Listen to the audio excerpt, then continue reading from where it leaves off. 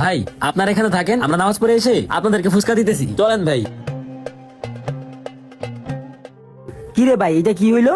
হ বেটা, আমগর লাগে আমগর হৃদয় ভাই বিপাকে পড়ে গেল গা। ভাগ্যিস হৃদয় ভাইয়ের প্যান্টটা পাকছিল, তাই নামাজ পড়তে গেছে। আর না হয় মান সম্মান সবই গেছিল। আচ্ছা নামাজটা পড়ে আসুক, পরে দেখি কি হয়। হ্যাঁ ঠিক কইছে। এতদিন পরে নামাজ পড়া বুকের ভিতরে যে একটা শান্তি পাইতাছি, এটা কোনোদিনও পাইনি। আরে ওই তো আয়েশা বলছে দেখি। আপনাদের সাথের জন নামাজ পড়ে আসছে, ওনার উসিলায় আপনারা এখন ফুসকা খেতে পারবেন। ভাই দাঁড়ান, ওদেরকে ফ্রিতে ফুসকা দেওয়া লাগবে না। কেন ভাই?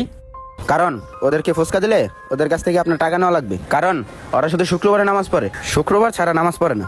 শুধুমাত্র খাবারের লোভে পইরা আমি ওদের সাথে মিথ্যা কথা বইলা ফুসকা খাইতে আসছিলাম।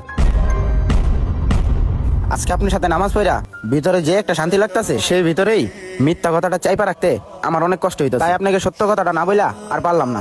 আর ভাই, আপনি একটা খুব ভালো উদ্যোগ নিছেন, আল্লাহ আপনার ব্যবসাতে বরকত দান করুক। আর ভাই, আমাদের সবাইকে আপনি ফুসকা দেন, আর এই বিলটা আমি দিতেছি।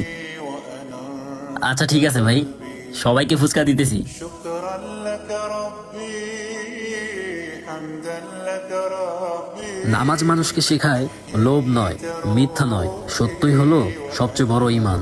আমাদের ভিডিওটি ভালো লাগলে অবশ্যই ভিডিও